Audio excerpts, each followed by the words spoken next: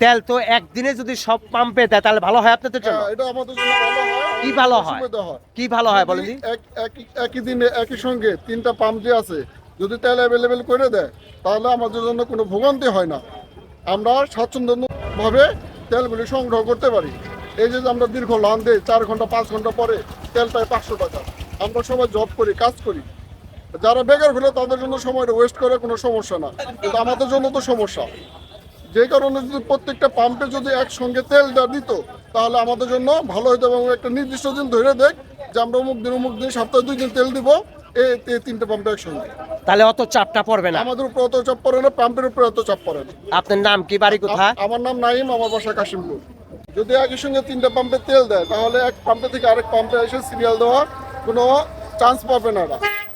ঠিক আছে, যেমন টিকিট করে যদি দেয় সে যদি মনে করেন যে লাইনে সবার পিছনে থাকে তো বর্ধমানও লাইনে সবার পিছনে থাকবে এবং একটা নির্দিষ্ট সময় দেখ 10টা থেকে 12টা পর্যন্ত আমরা তেল দিব 2 ঘন্টা।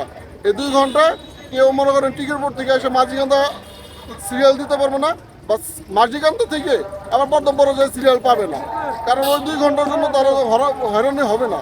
অতএব যার যতটুকু প্রয়োজন ওই তার নির্দিষ্ট পাম্প থেকে নিয়ে সে চলে যেত। এতে আমাদের বিশৃঙ্খলা হবে না এবং আমরা জনসাধারণ যে ভোগান্তি এই ভোগান্তিটা কমে যাবে। ধন্যবাদ আপনাকে। Thank you. আসসালামু আলাইকুম। ওয়ালাইকুম সালাম রহমতুল্লাহ।